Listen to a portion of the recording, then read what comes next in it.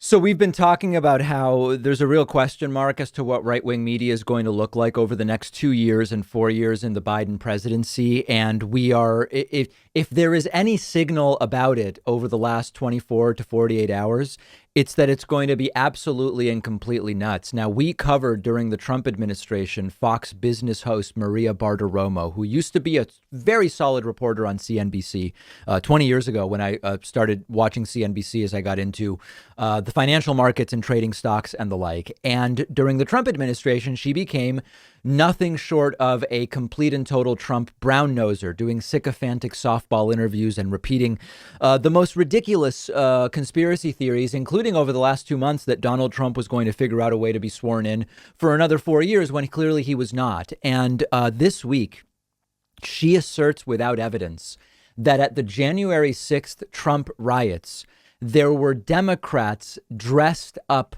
like MAGA Trump people. There is no evidence of this. This is as baseless as it was really Antifa in disguise. It doesn't seem to affect Maria Bartiromo's willingness to repeat it. Take a listen to this. Well, security in the nation's capital is at an unprecedented level this morning ahead of the inauguration tomorrow. A new report says that some far-right protesters have discussed posing as members of the National Guard to infiltrate the inauguration, the way Democrats infiltrated 2 weeks ago and put on MAGA clothing. Acting Secretary of Defense Chris Miller says that there is no intelligence about a potential insider threat to the inauguration. So no one did that. Democrats didn't do that. That's a lie. Black Lives Matter didn't dress up as Trumpists on January 6th. Antifa didn't dress up as Trumpists on January 6th. There's no evidence for that whatsoever. And what I see here is Maria Bartiromo desperately trying to have credibility and relevance, but lying as usual. Like Sean Hannity, realizing, wait a second, I used to be friends with the president. Now I'm not friends with the president anymore. I'm out. And she's looking for something to cling to. And this claim about storming it was Democrats in disguise storming the Capitol on January 6th. It's truly bonkers. But what's really crazy is this 4-year period of being a brown-nosing Trump sycophant and repeating the most ridiculous, baseless, harebrained conspiracy theories. It seems to have gotten Maria Bartiromo a possible promotion. Fox News has announced that 6 hosts are going to get informal week-long tryouts to become the permanent hosts of the 7 p.m. Eastern hour on Fox News, which they're going to call Fox News Prime Time. Maria Bartiromo is one of the hosts who's going to get a week trial, like an audition of sorts.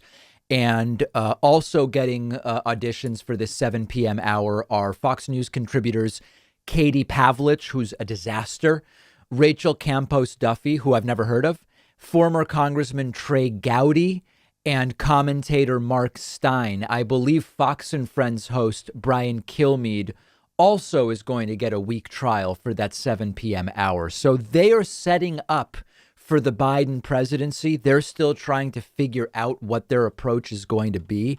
But if the last 48 hours are any indication, the conspiracy theories will continue, the hypocrisy will continue, and the attempted brainwashing of their audience will continue. And sadly, as I've said before, because of the very, very low level of media literacy in this country, it works on a lot of people, and it's often just a race. Whoever programs them first, it's very difficult to get them out of it. And if you, quote, program people to think for themselves, to have a high degree of media literacy, to understand how to question where they came to their conclusions, how they came to hold the beliefs they hold, if that's the programming people get, then you have people who think for themselves and don't fall for this nonsense.